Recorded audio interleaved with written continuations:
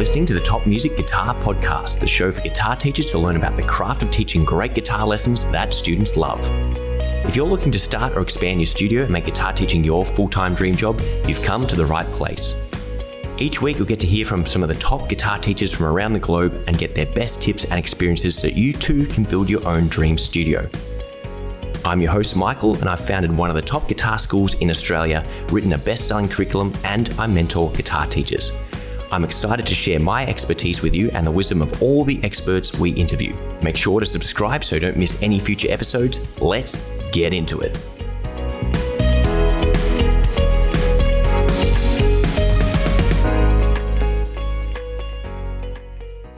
Hello and welcome to another episode of the Top Music Guitar Podcast. I've got a real treat for you guys today. Someone who owns a really cool music school, someone who's been a touring musician with a lot of great credentials, and someone who's recently become an author. So let's us welcome the author of a brand new book, This Book Shreds, and that is Rob Spampinato from Rob School of Music. Rob, welcome to the podcast. Michael, thank you so much for having me. And if you can see all our people watching rather than listening, he's got a very cool looking school. If you can see in the background, you got an awesome setup, a wall of guitars, a wall of death with a bunch of different vintage and collectible amp heads. So the guitar nerd in me is just totally geeking out right now with all the stuff I can see, and obviously a monster player. But Rob, for the people who don't know you yet or might not have connected with you online, give the listeners a brief overview of your story so far. And your transition from a touring musician to the owner of your music school, and now, the author of your new book. Yeah, it's a story that almost didn't happen. My father was a professional touring drummer, for many years prior to my birth and then into my young childhood.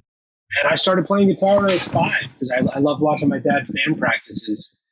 And by the time I was 6, I quit because the teacher just didn't know how to teach a 5-year-old. It was hurting my fingers, and I literally have this vivid memory of my dad throwing my guitar out the front door and it just spinning like a Frisbee across the front yard. And that should have been it, really. I got into a lot of other things, martial arts, sports. And then when I was 13, a buddy of mine, one of my best friends, started playing guitar again. He said, "Hey, you still have that guitar that your dad threw out the front door?"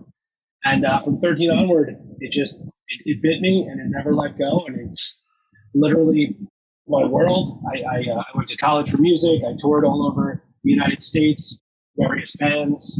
I had a son. I transitioned into doing more session work and corporate high-end sort of cover work. And then I started the school 5 years ago.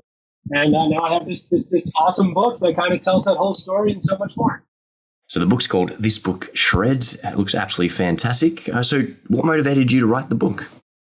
I have a sort of teaching music is, there's only X amount of ways you can show someone how to play an E major chord, E minor chord, right? So I never foresaw myself as someone to put out a music education book because I feel like there's a lot of that out there. And there's a lot of great books out there. And with YouTube, there's a lot of amazing teachers, like yourself. There's just so much out there.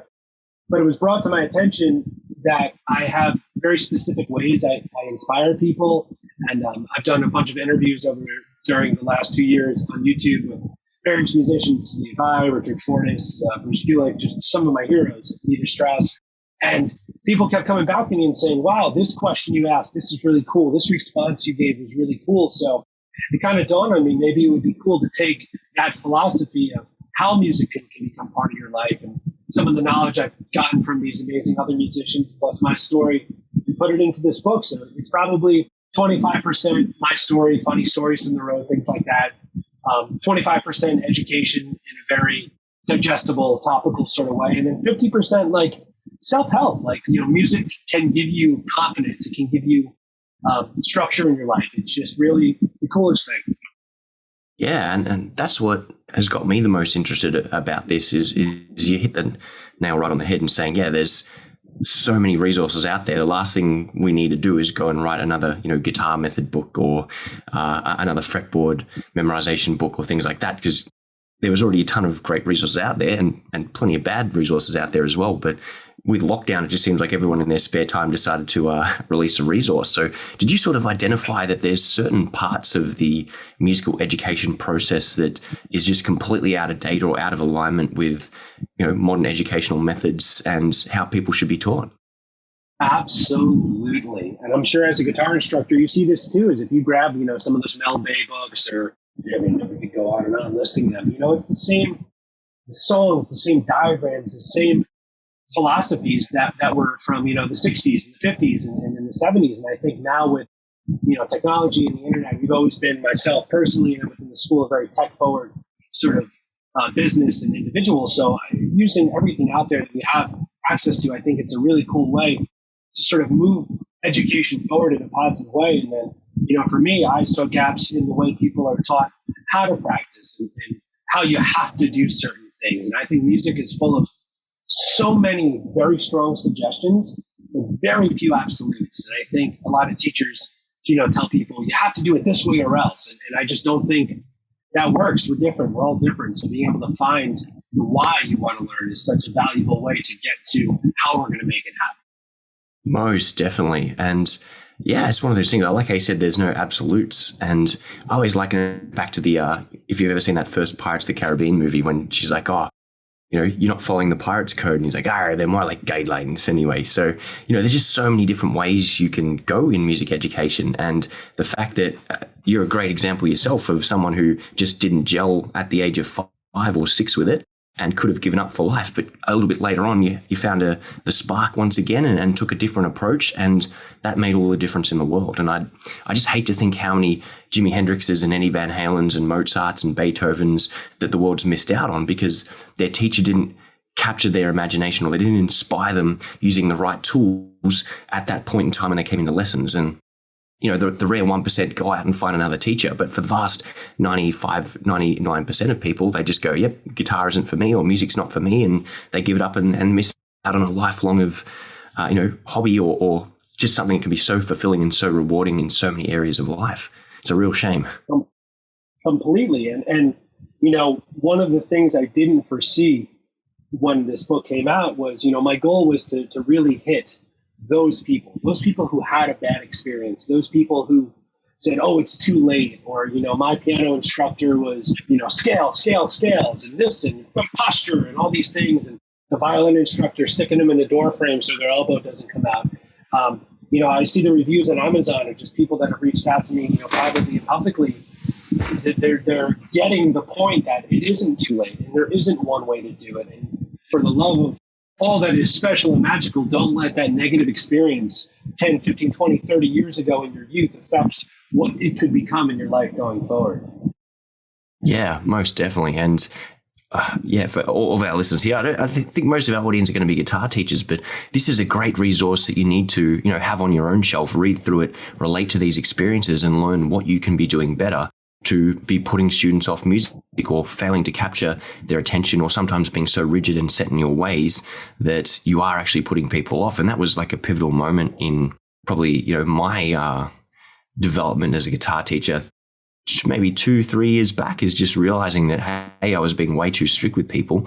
And since making that change of going, we go strict with the strict people and we have these intense programs which can get really good results in a really short amount of time. But we've also got the hobby players and the more casual players. And you get people like, I won't say a name, but we've got a student who's, a mother of 4 children and she doesn't practice between lessons because guitar is her 1 hour of the week to herself, that she gets to leave the house, her husband looks after the kids, and she gets to come and have fun. And she doesn't care whether she makes progress or not. She just loves getting that time to herself, loves being able to work on something. And that's her me time. So that's sometimes an important realization for teachers is, why is this person here in front of you? And what can you do to help them get the experience that they need, not to meet your expectation of you're going to turn them into the next Eddie Van Halen or the next guitar virtuoso. And another great analogy that I draw, and this is more of a piano one, but I saw a piano teacher saying, out of 1,000 students I've taught, my truly great victories are these 10 people that went on to become virtuoso players or concert pianists. And I thought, that's good for those 10 people, but what about the other 990 that you forced to quit because you were way too serious on them? Or could you have gotten more people playing long term simply because you got them enjoying it? You made it part of their life, made it part of their daily habit instead of this 1 hour a week they absolutely dreaded because you were just going to come down like the Terminator and annihilate them. So what advice do you have for teachers who are in this position with their students, how can they adapt their approach from the content that they learn in your book from your approach? Yeah, it's so fascinating, the analogy you just gave, the story you just told, because I employ other teachers here, and I've had teachers come through that aren't here any longer, phenomenal players, but they want exclusively and only to have this very rigid, you're going to be my protege, my prodigy, and you're going to go out and take over the world. And I think that is such a narrow way of looking at it. My philosophy within Rob's School of Music and everyone on my team, we have 2 rules in this order. Rule number 1, have a good time. Rule number 2, forward motion. If you're not having a good time, I don't care if you're moving forward. You've got to be having a good time. And I think as teachers, we need to leave our ego at the door. We're not sitting across from ourselves. We're sitting across from a completely different individual with different skills. And if their skill is simply to learn Hey There, Delilah, and play it in their bedroom for the rest of their life, that's great. If their goal is to learn Jingle Bells and play it on the piano or guitar at Christmas time, that's awesome. If the goal is to write music, we're facilitators. We're in the service business. We need to give people what they want out of us. And I think truly the best teachers are the one who can sort of segmentize, if that's a word, their skill set and give whatever the person needs, sort of that stipend of what's going to move them forward in a way that they're having a good time. That's it. And those 2 rules, definitely write it down as, and having fun in your lessons, that's got to come first. If people aren't having fun, they're not going to be sticking around for too long. And this is probably leading into another question, but every time I see you on social media, it's always either a photo of you surrounded by students who are having the time of their lives, or it's students getting up and performing and doing wonderful things. So, what are you doing at your school to give students that wow factor and create these experiences for them, which are obviously translating to them having a really great time and moving the ball forward in their playing? So all of my teachers are organically high energy. Positive. We'll be your best friend. We'll be the person you can tell about your bad day. It's therapeutic in a way. Each one of our lesson rooms is set up with tube amplifiers, nice professional gear.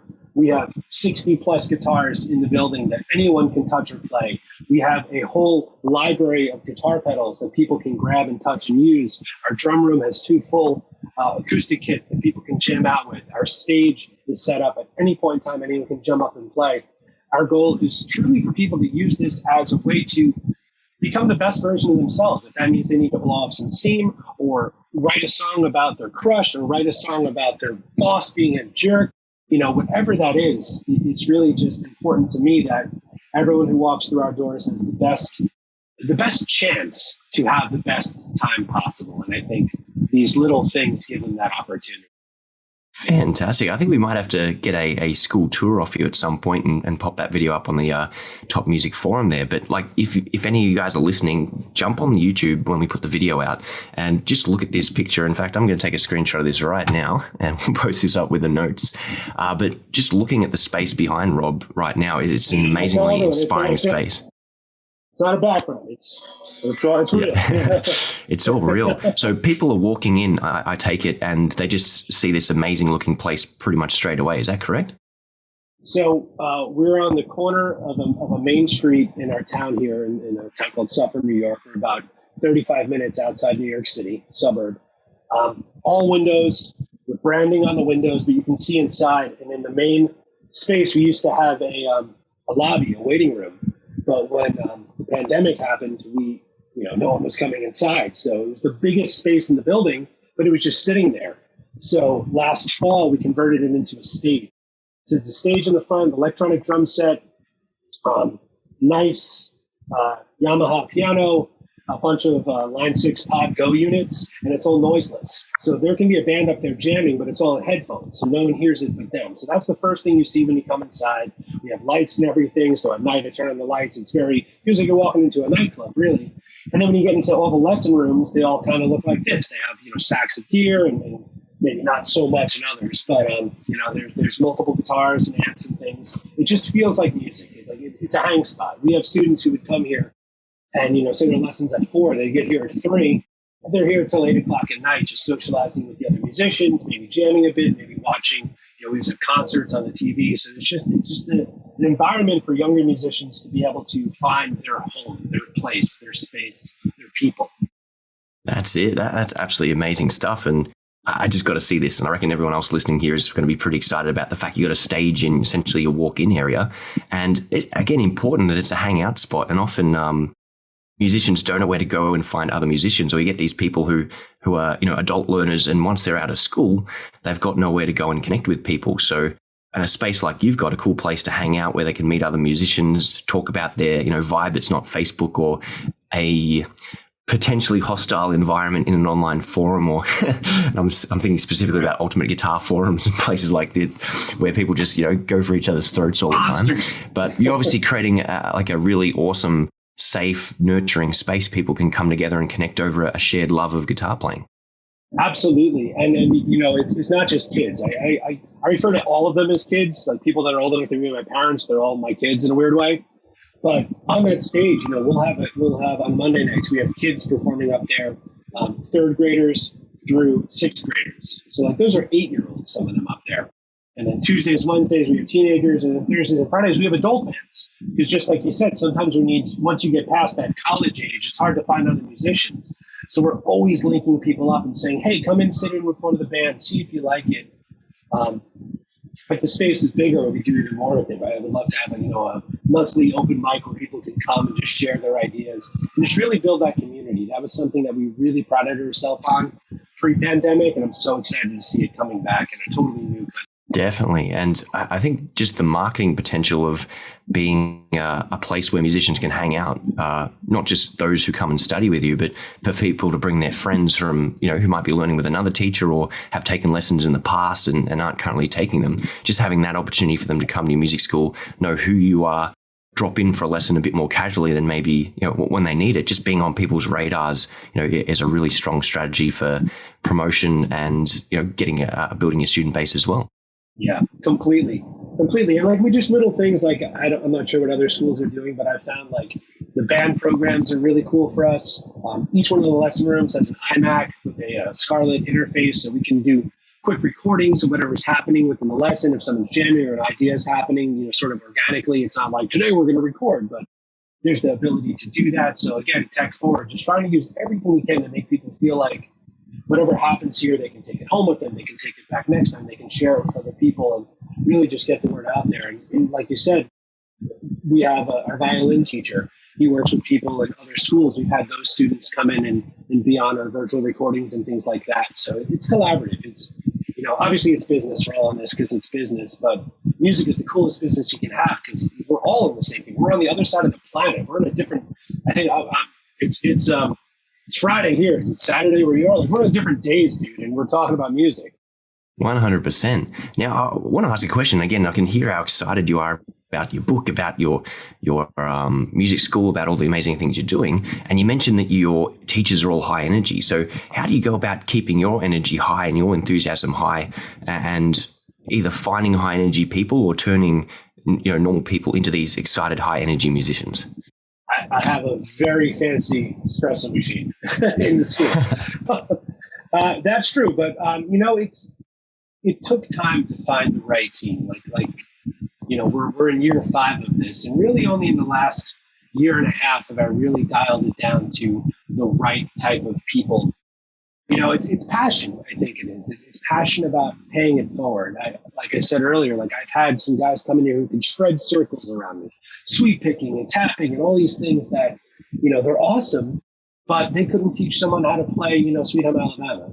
And you have to be able to level with someone and get to that why. And I just think I'm truly blessed to have a great team around me of people who care. It's caring, it's getting to that why, I guess. Yeah. And do you sort of just people come through and ask for a job, and you could potentially, if you hire and you give them an opportunity, or you're more seeking certain people that through connections and then offering them positions? How do you go about finding these people? So initially when I first started, I hired a lot of friends, which largely was a mistake because, friends and work don't always work together. The team I have now, they were all people I hired via putting out ads on social media or someone knew someone knew someone. I'm proud to call them all my friends now, very close friends, but we met through just looking for a job. And training, there's a fair amount of training, trying to get people on board with my philosophy and how sort of I want things done. They're largely very free to teach their own way, but I just like to make sure that it's still within this positive. Are we having fun? Are we moving them forward? Are they going home with wanting to play their instrument versus wanting to smash it into a million pieces? And have you had to fire people in the past? Have you found people that didn't gel with the way you do things, or they seemed one way and then after a couple of months, obviously their behavior wasn't congruent with the interview process? Absolutely. Absolutely. And that's never easy or fun. For me, the hardest part in any of those circumstances, and it's happened a couple of different ways. One time someone was just doing, just being not teaching really, just kind of, pushing people through the book they were on and just kind of, and other times it's been people who are just kind of snarky rock stars, and that wasn't a good fit either. But for me, I mean, it's business, so it's not personal. So if I've ever had to let a teacher go, I always let them go, in a professional manner, explain why. There's sort of the opposite of onboarding, outboarding sort of meeting. But I feel bad for the student. I feel bad for the student because even, in 1 or 2 lessons time, the student can build a pretty strong bond with that teacher. And it's hard to explain to someone, particularly someone in that, say, 9 to 15-year-old window, why their teacher isn't their teacher any longer. They're not going to understand, well, they weren't teaching correctly or they were doing something weird. So I think we always put a lot of energy into making sure that when the new teacher comes in, the student understands you didn't do anything wrong, nothing bad happened in what you were taught, but now sort of you've graduated to this even more awesome individual who's going to take you even further in your journey. Yeah, wonderful stuff. And it's never, ever an easy conversation with teachers or staff members that aren't going to work out. But what advice would you have to a teacher or a music studio owner who's got someone who is a good teacher but not a great teacher, and they're procrastinating on the fact that they've got to let somebody go? They know they've got to do it, but they're too scared to rustle feathers or swing the axe. I think that if you're sure of it, and you really truly are just dragging your feet because you don't want to have that conversation, rip off the Band-Aid and do it. Be honest. I think honesty is everything. And if you're honest with someone, no matter how uncomfortable it is, you're going to sleep good that night because you got it out of you. When you hold it inside, it's toxic. And if you're holding that person for another week or two, that's another week or two of time they've had with that student. That's going to make it even more difficult for that student to understand why that person isn't their teacher any longer. At the end of the day, like I said, we're in the service business. We as teachers are servicing, it sounds weird. We as teachers are providing this value to these students, so I think just rip the Band-Aid off and let it out and be real with them, I mean, I've had people come to me when it's happened and you'd be like, oh my God, how am I going to pay my rent? How am I going to do this? And I'll say to them, listen, go find something else. Maybe you can be a front desk person. Listen, if you're tight until you get back on your feet, maybe you come in, you clean after hours or something. Like I always I never want enemies. And thankfully, I've never come out of a firing with an enemy. But I think if you're real with someone, for me personally, 95% of the time when I've had to let someone go, as uncomfortable as it was, they knew it was coming. They weren't surprised. And I think that in itself provides solace. Yeah, and most people, if they're dragging their feet as well, or they're not, performing, it's because they've mentally switched off or disengaged. So sometimes, they're feeling the same thing you are. They're just dragging their feet about putting in their resume for the resignation for various reasons. So yeah, sometimes both parties walk away relieved at the outcome. And you know what? Like sometimes that experience is what it takes to help that person realize, like, I'm not trying to sound like holier than thou or anything, but I had an experience with someone 3 years ago and he was like my go-to guy. And all of a sudden he started just doing some dumb stuff. He no-showed for a summer camp that we were going to be doing together. I said, that's it, dude, you're done. And I can't have that. And he took it really, really hard and got kind of obnoxious on social media. Fast forward to about a year ago, he approached me. He apologized for what he did. He had gotten himself back on track in his life and asked for a job again. I gave him a couple of lessons to work him back in, and now we're stronger than ever before. And he grew from the experience, so you just never know. Yeah, that's really interesting that you did give him another chance, and it has ended up working out really good. I know a lot of people just because of either ego or principle will just not work with someone else as well. But I think it's important, as you've just done, to be forgiving and sometimes give people second chances. Yeah, I mean, we're all human, Like I, out of all the people that I've had, and I'm not listen, I've had to fire less than 5 people over the course of this time, so I have a pretty good retention rate. But all of them understood what was happening, with the exception of this one particular guy who felt blindsided by it. And even him and I now still. I had a big party to celebrate the book release. He came to the party because he was part of the journey, and we made amends. I wouldn't hire him again, but we could, hang out together and have a beer and be cool. That's awesome. And now, speaking of the party and the book launch, so I just wanted to ask a bit more about your band program and what things you're doing to actually, create that active student community around what you do and to get your students actually participating. I know a lot of teachers like the idea of doing band programs, and a lot of students say, hey, when are we going to do a band program or do this? And then they go and run one, and then they only get half a band's worth of students, or, not everyone joins in. So what's kind of like the secret formula to getting everyone involved in launching these new programs? So for me, and this is something I'm sure all of us have gone through, is I like to throw a lot of stuff at the wall and just hope one or two of the things stick. And a lot of people, they see all these social media victories and all these really cool things and books and all this really cool stuff. And obviously, there are way more failures than successes. So I don't want anyone to ever feel discouraged when they try something and it doesn't work. It's only truly a failure if you don't try something else. So my band programs, I tried them pre-pandemic. I had 2 bands going, and it just wasn't great. The teacher running it wasn't doing a great job. Just things weren't exactly as I wanted. When we relaunched the bands last fall, it was different. I learned better ways to handle it. I put different people in place to make it happen. Each one of the bands has a teacher in the band in some role, be it as the drummer or a guitar player or a bass player, not usually the singer. But there's always a professional musician helping to make sure that band is gelling when they go perform. And, from a business angle, it's huge because it's an upcharge for us. We charge our monthly tuition, and then we charge an extra upcharge to be part of this weekly hour-long band class. And what makes the musicians excited in it is every week we're giving them songs, we give them the charts, we have the rehearsals, and we book them gigs. We literally book them paying performances. We're doing June, middle of June, I can't see the date, but there's a local minor league baseball stadium here.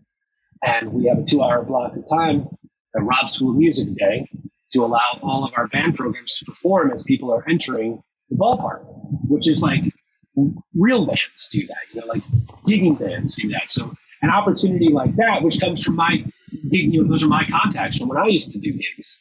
So I think, little things like that. And I've seen some other schools around the country, they do similar things. I think treating your bands like real bands and giving them real opportunities is a huge incentivizer to, sort of weed out who really wants to do it and who just wants to kind of do it passe. We treat it very, very seriously. Yeah, and that's insane. The difference in, the average people or the people that really go for it is the fact that you're giving these experiences, you're giving them real gigs, they're getting paid, they're playing in front of not just small audiences, but, significant audiences. So they get the real deal, not just the, play at the old folks' home. Not that that's, I don't want to devalue the ability to go out and do that as a gig as well. But there's obviously a big difference between playing in front of a bunch of, disinterested people versus, people coming into a baseball stadium on a big stage in front of all these things. So yeah, amazing stuff. Thank you. Yeah, it's a good point there because we've done the old folk stuff too. Around the holidays, we go around and do some Christmas songs and things like that. And there's definitely a different energy from the kids up on the stage when they're on a rock show versus, just kind of doing some charity stuff. But that again, that's all the different sides of the musical coin. We want to hit it from every angle. To be as, I think something that makes us unique is all of our teachers are current and or retired performing, gigging musicians on local, regional, and sometimes even national levels. So we're all coming from a place where we can kind of pay it forward to our students saying, listen, a gig is a gig, and you may love Metallica, but if you get a gig playing Lady Gaga, you take the gig because it's a gig, and I think that's an important skill to give to people as well. Most definitely. And I just want to go back a tiny little bit. Two great points, but I don't want this question to go too far before we get distracted again. It's so great having you and other people like you on here, Rob, because there's just so many different directions we can go in. But before you mentioned, you just throw stuff at the wall and see what sticks. So what keeps you, constantly trying? What keeps you always searching for, new things to do, as opposed to people who try it once, it doesn't work, and they just give up and, go and find something else to do? I think it's personally something in my nature. Like I said, my father was a professional drummer growing up, but he was also an entrepreneur. He had many businesses throughout my lifetime. And we had a restaurant, 2008, 2009, and 2010, a fine dining Italian restaurant. My family, my dad and I ran it. And that's when the economy tanked. And I was younger, and I was not really a savvy business guy. And the business, we lost the business. And that taught me a valuable lesson that you never take your foot off the gas. Forward motion, keep going, keep going, keep going. The second you stop, that's when you could potentially fail. So for me, first of all, I'm passionate about music. I'm passionate about the education. I truly believe me being a rock star is my ability to teach others. I never had a famous song. I'm not a household name. I never toured with a famous band, but I feel like a rock star every day because I get to sit across from someone and show them Metallica for the first time, Jimi Hendrix for the first time. But it's just that desire to just continually find ways to provide value to the people out there who are, it's not lost on me that this is a luxury. This isn't like a pair of shoes where you need to buy a new pair of shoes every year. Music lessons aren't the same as playing on the high school football team, where it's sort of like enshrined and part of ingrained in being I go to high school and I play football. Like, this is sort of niche, sort of specialized. So I'm hyper aware of that at all times and just constantly trying to find ways to do as much as I possibly can to make sure whomever comes in my door never feels like they're not getting the best possible experience. Yeah. Now, digging a bit deeper into that, you mentioned, in the first, or the 2008 roundabout then financial crisis, that you lost the family business. What happened differently during the pandemic of the last 2 years, which we're just coming on the back of? How did you pivot there? How did you adapt and stay afloat during those, 2 difficult years to operate through? So our town had the first New York State death. Before New York City went crazy, before everything went crazy, it was locally chitter chatter. Someone had passed away in the town, and one of my police officer father of one of my students, a police officer, said to me privately on a Saturday afternoon, it was the virus. We didn't even have the proper name for it back then. And I said, okay, this doesn't seem safe. I jumped on Instagram. I put a video. I said, guys, we're going to shut down. And this was like early March. So like, we're still washing our hands. We're still 20 seconds, all that stuff. But no one knew anything yet. So I jumped on Instagram. I said, we're going to close down for 2 weeks just to figure, or a week even, I said, just to see what's going on. Everyone's going to have virtual lessons. And I spent that afternoon learning Zoom. I made a tutorial video for all of my students on how to use Zoom. I made a tutorial video for all of my teachers on how to get the best audio. And I made everyone a link. I made everyone an account. And within a day and a half, that Monday, everyone went virtual. And we stayed that way. And this was like 10 days before everything shut down. So we were ahead of it. Kids were still going to school. And I think that me just blindly saying, this seems scary, let's get ahead of it, is what saved us, because I was able to give everyone a sort of education on how to do this whole virtual thing before they had to do everything virtually. We kept everyone's lesson time exactly the same. So as their whole world turned upside down, they still knew if they had guitar on Wednesdays at 5, they still had guitar on Wednesdays at 5, except it was in their bedroom and not at the school. And we stayed fully virtual until June 1st, 2021. So we haven't even been, we're literally a couple of days away from the 1-year anniversary of opening back up. So I think that just being ahead of it, and I stayed on top of it beyond that. Sorry, I ramble. As it became more evident that we weren't coming back anytime soon, I sent all of my teachers the Logitech Brio cameras with 4K. I sent them, all with the microphones and stuff. So everyone was having, made sure everyone at home on our end was giving them the best possible audio and video we could with the technology available to us. And I think that helped also. Like multiple camera angles. When I do a guitar lesson, I still do virtual lessons for people that don't live, locally. You see my hand, both hands, and my face. Our piano students use a down camera, so you see the keys. Our drummers teach on electronic drum kits, so we can mix the audio so it's not just bit crushing. Obviously, I can see a very meticulous attention to detail there. It wasn't just throwing your hands up in the air and being responsive. It was being preemptive and seeing an opportunity, or at least going and becoming prepared when you're a bit unsure, so that you could preempt what was going to happen and set everyone up for success ahead of time. I think we did something similar, and it made a world of difference. The fact that while everyone was losing their cool and had this huge amount of uncertainty, that we were certain that we were still going to deliver lessons. It was just going to be online, that similar to you, almost the exact same time, at least for the first couple of months before we optimized a few things. But it was just amazing sitting back watching so many people just give up, or freak out about it, or just tell their students, yeah, we're not going to have lessons for 2 weeks, which became 6 months, which became 2 years here in Australia. Like, we pretty much were locked down for 18 out of 24 months for that 2 year period kind of thing. But it is so great to be back in person, and I'm sure your students getting to be back in that studio are definitely feeling the same. Oh, totally, man. And it was so strange. Like, I've never said this part out loud because I feel like it just feels not believable. So I order a lot of stuff from the company Sweetwater. I don't know if they have Sweetwater in Australia as well, but Sweetwater is a big music supply company, instruments and things. And I'm very close with my sales rep. Turns out that he's a guy who actually went to the same high school as me, a couple years younger. So I deal with him often. And in February of 2021, I reached out to him to order something, and he said to me, Rob, I was just talking about you. And I said, oh, that's weird. And he goes, I was talking to someone, and he was a music school owner, and he was freaking out because he had a payment plan for some gear, and he couldn't afford it. He was losing his business because, obviously, pandemic. And my rep mentioned me to this guy as like a shining light of, no, it can work. Trust me, this guy, it's working. And the guy whom he was talking to, who was based in like Georgia, another state, right? He's like, oh, Rob School of Music. I've seen him on YouTube. I've seen his interviews. And like hearing my guy say to me that he was telling a stranger about me to try and motivate him that you can make this work. It'll be okay. And then this total stranger had stumbled upon what I was already doing. Like, there's no words for that, man. It's just the craziest feeling in the world. But it makes me feel happy because we're all in this together, right? Like, a lot of people, they can get very competitive with other music schools and other music lesson programs. To me, like, it sounds sort of aloof, but if you don't want to play guitar with me, that's fine.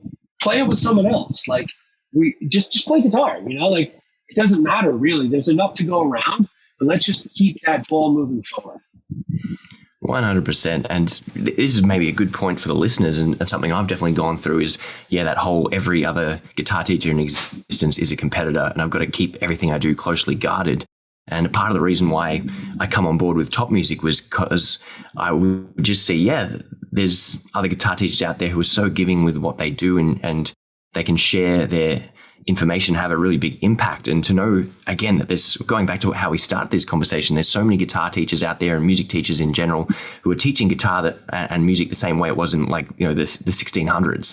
It's just that same format. Students are completely disengaged. My teacher taught me this way, who learned from their teacher, who learned from their teacher. And that's putting students off learning. So if we can get together, have a conversation, share our knowledge collaboratively and help other teachers get ahead, then that makes a world of difference. And it, prolongs the art form of guitar playing and music education, or whatever instrument it happens to be, and helps the next generation of guitar players or musicians have a much better experience. But you could also just look at it at the fact, when you're a guitar player, did you have one teacher for your entire guitar playing journey, or did you get a couple of different teachers? Or as you progress from high school to university to wherever you are, if you continue on beyond there, you probably had different teachers for different stages of your guitar playing journey. Or on the entrepreneurial side of things, you have one coach when you begin, and then you graduate past their program to another coach or another program, or you're just in this mode of hyper consumption where you're getting resources from wherever you can. I definitely know I'm that kind of person who, I do this course and that course and I see this thing. I'm like, man, I want to buy that, but maybe later kind of thing. Like how you behave is how a lot of other people behave. There's no benefit to having a scarcity mindset at all. In fact, the more people you can get out and connect with and build your reputation, build relationships with, the more, energy can flow back to you. So my recommendation, to anyone listening who is kind of fearful, yeah, you might have some really cool secrets and you don't want to tell the guitar teacher with a store across the road from you all your top, business secrets. But in the global sense of guitar playing community, you can give a lot and then get a lot back in return. 100%. And, when I first started finding, like I was part of I did subscribe for some time to the piano before Tim had the guitar stuff, but the piano stuff. To show my piano teachers and just all these other online forums. There are so many teachers with so many cool ideas. And it's like, you just never know when that one thing, as you had said to me once, and it's true, and your program, I'm sure, is full of it, like that one thing that's going to change everything. And if that makes you, forget a better business person, if it makes you a better teacher, if it's a way to get that concept to someone else, you're winning, 100%. And, for me, it's not so much there's one thing. There's one thing at every phase of building a business. There's the one thing when you're starting out that can really get the ball rolling. And then there's that one thing that helps your retention so that students who come in don't, fall out the bottom of the boat, too quickly. And then as you're, getting your finances organized, there's that one little thing. So there's always, it's just like, putting together a puzzle piece and always finding that right next piece from the pile of millions of things. And to go back to what you said before about, trying things out and always throwing stuff at the wall and seeing what sticks. Sometimes you throw it at the wall in the beginning and it doesn't work out. And then you throw it somewhere 2 years later, it doesn't work out. And then 5 years down the track, once you've got the right infrastructure, once you've had a few other puzzle pieces, like picking up a puzzle piece and having no idea where it goes, it's still part of the bigger picture, but you don't have the rest of the stuff for context to find out where it goes. And as you fill in more and more of the pieces, then some of the ones you've already picked up, you can come back to and slot back into the right spot. So, it's an ever, developing kind of program. And sometimes, you can do a program, get one thing out of it, but then go back and revisit it 12 months later and get 3 or 4 more things out of it. So, and this is for your guitar playing. My biggest example is jazz. It's something when I went to university straight out of, what you guys call college university here, I went from being the best rock guitar player in my high school to the worst jazz guy at university and almost failing because I went from a, parrot-like exam kind of learn it to pass the test scenario to improvisation. And I'd never ever done that before. And I just didn't know the guitar well enough and I didn't know the fretboard well enough or how the theory worked. And that's part of why we do improvisation so early on now at Melbourne Guitar Academy, because it's a direct, correction of my experience, which is, really negative and going, wow, I really didn't know that much stuff or I wasn't prepared for this kind of thing. But there's stuff that I learned in the first year, which just went straight over my head because I wasn't ready. And there's stuff in the third year and the fifth year. I actually had an arm operation, so it took me 5 years to do my degree instead of 3. But I was often a little bit angry at the fact that I felt cheated out of, I went and got this college education and not going to say, college is a scam or anything like that, but it definitely didn't set me up to get what I needed out of it. But it wasn't so much because the course was bad or the teachers was bad. It was because I wasn't ready for it. And now I go back and revisit things and I go, yeah, I did learn that in college or my music degree. But now that I come back to it as a more mature player with a better understanding of the instrument, it just makes total sense and it just clicks straight away. So yeah, to bring this plane in for landing on this massive long rant tangent, like you've got to revisit things. You've got to learn from a bunch of different teachers to see what gels for you. You can take 5 different courses from 5 different people, and depending on where in your business, you can get completely different things. And sometimes you got to find the right guitar teacher or the right coach or the right person that gels with you, and you'll become an amalgamation of the best bits of advice that connect with you and resonate with you from different teachers or coaches. But unless you go out and do it and test it and implement it, you're not going to know. So yeah, don't be scared of other teachers, guys. Don't be scared of learning yourself from other people or even taking on students who might have been off with other teachers, because everyone's got to find the right place they belong and the things that resonate with them. Totally. Some of the stuff you said was so interesting because I was a metal guy. I was in Metallica and Megadeth and all that kind of stuff. When I went to college, same thing. And part of my degree was performance. So I said, oh, jazz guitar. Obviously, I'm a guitar player. Jazz is cool. Beat the hell out of me, man, because that was such a different world. The same thing, all the improvisation stuff. That was something I was very unfamiliar with. And just like you, I make that such a pillar of what we put in our new students. We're jamming right away. I want them to feel free on the instrument, don't feel stifled or afraid of it, because a lot of guitar players, they're so, oh, what key is it? Okay, E. Okay, I know E. Like they just can't. They get in their own head about it. So wow, same thing, crazy. Have you? Oh, I can't remember what it's called, but there's like this thing called the something monkey scenario. It's not like the monkeys on a typewriter, but they reckon in the evolution of monkeys, doesn't matter whether they were in Madagascar or in Africa or this island off Japan. All the monkeys around about the same period of time figured out that they could use sticks and put them in termite mounds. So I think all these guitar teachers are just simultaneously all around the world realizing that this doesn't work, and they're all coming to their own conclusions separately, but it's all in the same direction. I think that's absolutely fascinating. And the more people like yourself that I interview, all the switched on kind of teachers who are cottoning on all have a similar story. There's a dissatisfaction with the traditional approach, and then sort of a rejection of certain things, and then adoption of a whole bunch of new kind of approaches. And for me, I was in year 11, year 12, and with the school that I went to, being a Catholic school, we were allowed to do religion as a school subject a year earlier and have it count towards our final score. And I actually did 2 subjects, I did a science and the religion one. So in my final year, I had 2 separate spaces. So the school was like, you got to take an extra subject because you need to be here a certain amount of hours. So I picked psychology, just thinking, okay, that's apparently an easy one to do, which you can get a good mark in with relatively little input. So we're in like the 3rd week or something, and there was this subject on learning psychology. And I was like, oh, what's this?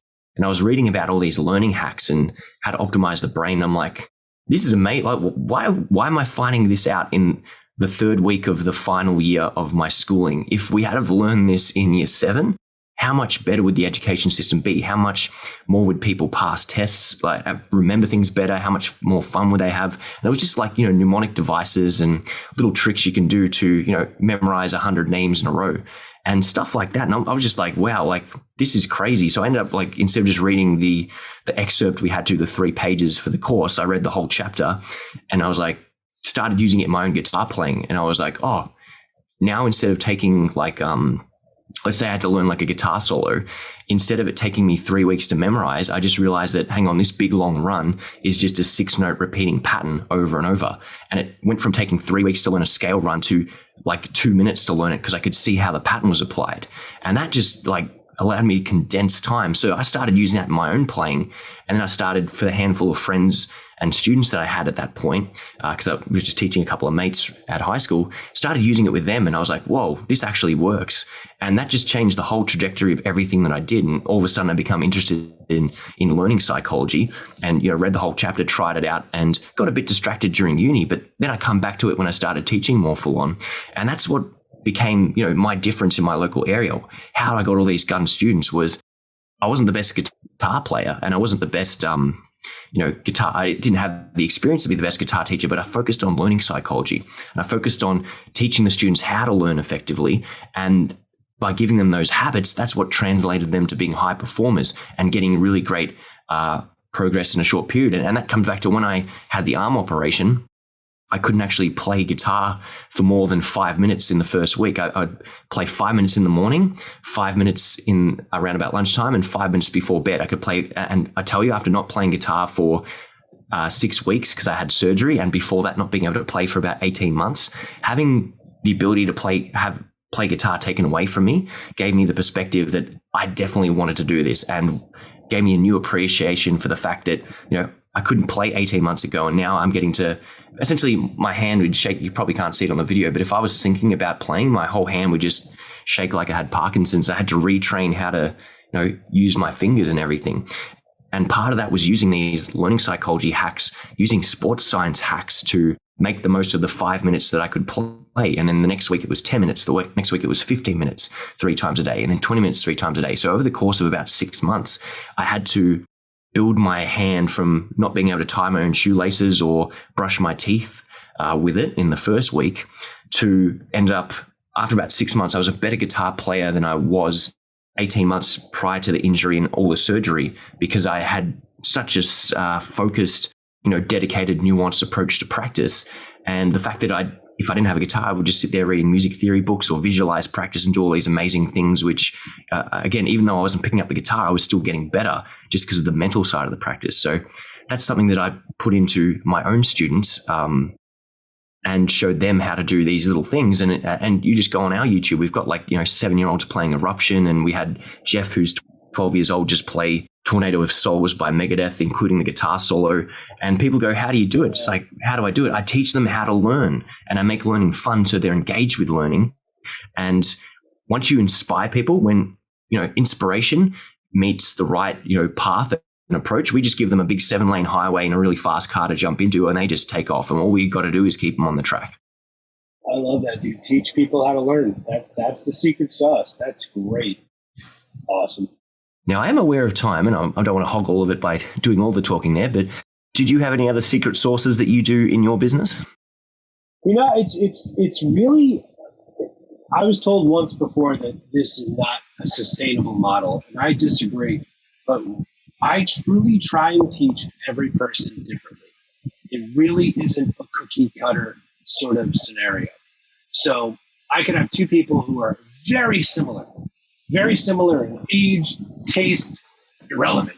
They're going to have a different experience. Maybe one person, we start with, one person starts with a major scale, one person starts with a minor scale. Why? Because their tastes, where they're feeling it, what I'm thinking, they're going to be more comfortable jumping off from the minor pentatonic into the minor scale or major, because they're feeling happier and they can understand, do, re, mi, and that makes sense to them. So for me, my true secret sauce, aside from everything I've said, is really making it unique to each person, getting to that why. If I can understand, is their goal because, hey, I'm not embarrassed to admit it, I started playing guitar for 2 reasons when I was 13.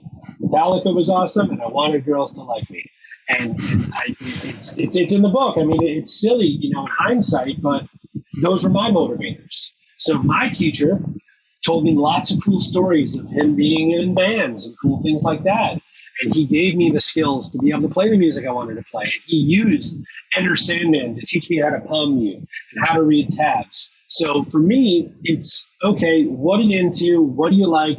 What kind of time are you going to put into it? If you're telling me that you can only practice for 20 minutes a day, then I need to make sure as a teacher, I need to give you material in a particular way where you're going to move forward with the amount of time you can practice. But if it's a professional, what if someone who has 4 kids and a full-time job, they can only practice for 5 minutes every couple of days? Okay, then I need to make sure what I give them is going to still fit within that certain framework to move them forward. I always try and tell all my students, my secret sauce to practicing is, let's say that you can practice 4 times a week between your lessons, and each time you practice, it's going to be for 30 minutes, just for even numbers. I want each one of those 30-minute practice sessions to have 20 minutes of whatever the heck you want and 10 minutes of whatever's challenging. And I truly believe that if you take 1/3 of every time you grab your guitar, 1/3 of that time focusing on something challenging, you will never plateau and you will always move forward. And I've seen it time and again, and that's something I try and instill in all of my students, because I think it's sometimes unrealistic to expect that someone's going to be able to practice what I feel like is the proper amount of time, because I'm not them. I don't know their life. I don't know their responsibility load. I don't know their life load. I don't know their workload, and life does get in the way. And for most people who come through my door, this isn't their bread and butter. This isn't what they're paying their bills with. So they must prioritize their job, their boss, their family, their children over, the amount of time they can throw into guitar. So it's just finding a way to give them proper curriculum specific to them that's going to fit within their lifestyle, and really, really encourage them to take that 1/3 of every time they touch the instrument and do something challenging. And I talk about all that. That's like a big component within the book, is that practice philosophy. And I actually have launching, hopefully late June, early July, actual thisbookshreds.com, where you'll be able to get the book, by just paying for the shipping.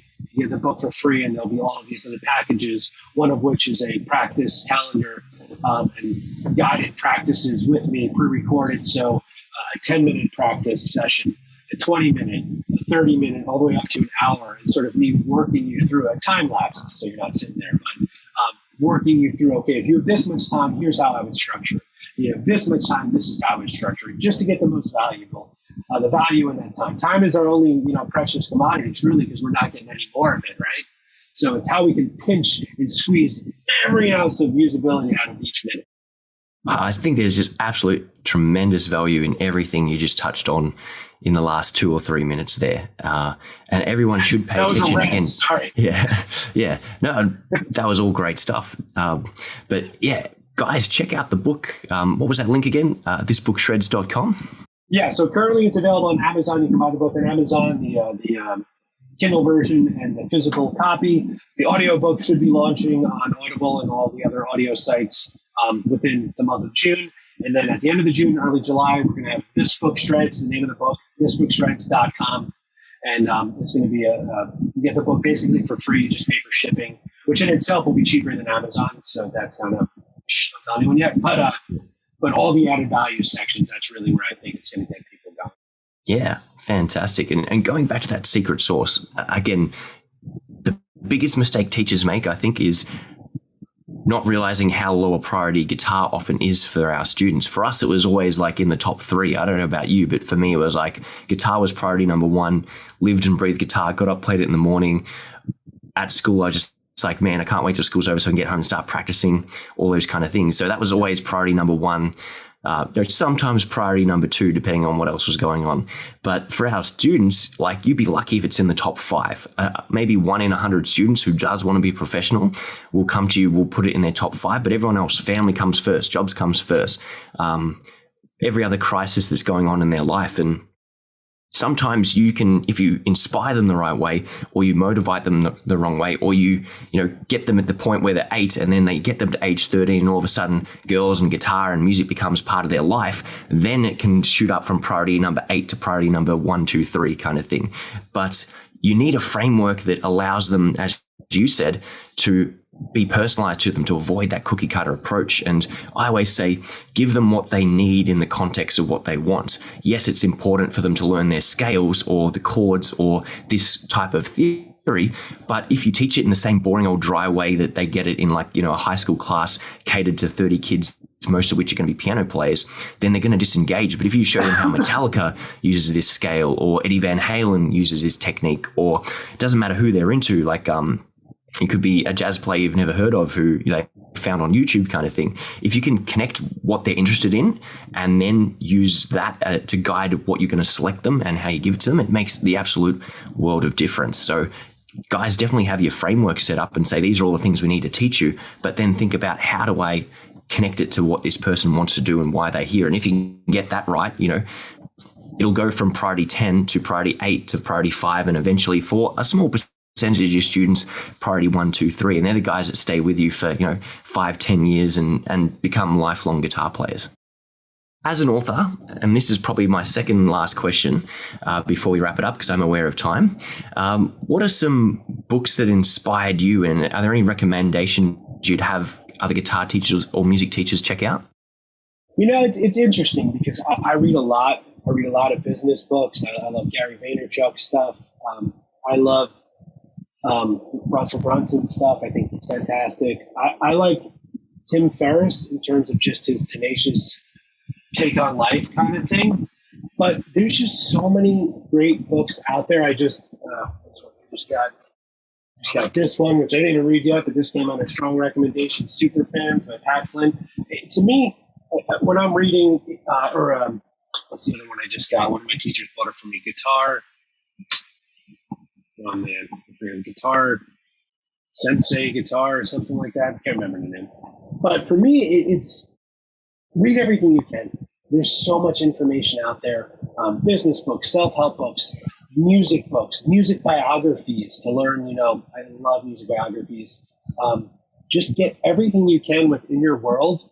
I think what makes this work, again, service, providing a service. So anything about building a community, and providing value and learning how to offer.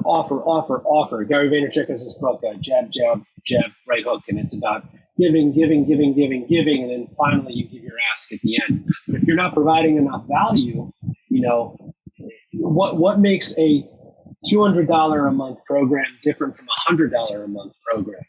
Probably not all that much, other than the value that teacher has provided along the way and the platform they've given themselves to say to someone that here's why you should come to me, So things like that. Yeah. Got to be well read. I'm sure if you've got that many guitars on the wall and that many amps behind you, your bookshelf must be absolutely enormous.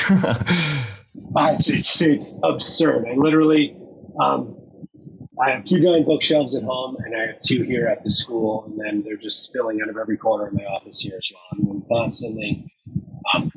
I think reading is just when I read a book, I sort of read down the center of the page and peripherally grab the information. But there's some books that I'm in the middle of that I'm like, the whole page is filled up with the highlighter, because you can get in just one sentence something that'll change everything in your world. And the only way you're going to get that is just keep reading and keep learning and keep consuming, constantly consuming. 100%. It's funny, like when you get more highlighted text than actual, plain text left in the book at the end of it, you're onto a really good book. But Rob, we are going to wrap it up here. It's wet. Well, yeah.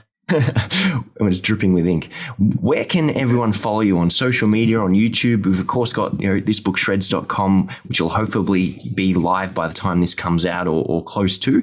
Where can we hit you up on social media? So robsschoolofmusic.com, facebook.com/Rob's School of Music, Instagram, YouTube, they're all Rob's School of Music, ROBSSCHOOL of music. Just make sure you get the Rob's with the S and then the S for school. Half my emails don't come to me because people don't type it that way, but just Rob's School of Music. If you Google it, you find everything.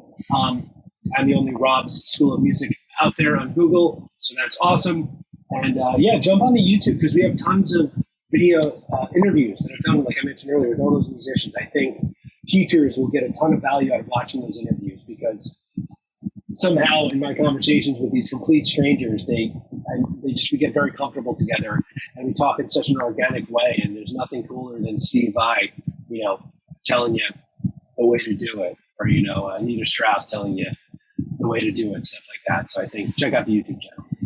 Fantastic. So guys, hit up Rob on his social media platforms, grab a copy of his book, This Book Shreds. My copy is on its way right now, and I'm looking forward to checking it out as well. But Rob, thank you so much for coming on board, for sharing the wealth of knowledge and experiences that you did. And we look forward to hopefully, connecting and working with you at some point in the future, because I feel like we've got so much more we can talk about, and today's just the tip of the iceberg. But thanks once again for coming on, and we'll see you in the next episode. And for all of our listeners, guys, if there's anyone else you want to hear from, if you know a guy like Rob who's doing amazing things in the guitar teaching world, or someone we need to talk to and get in this podcast, leave it in the comments and we'll try and make it happen. So guys, thank you so much. Have a wonderful day, morning, evening, night, wherever you are in the world, and we'll see you in the next episode. Rob, thanks so much. Thank you, Michael. Appreciate you, brother. Thank you.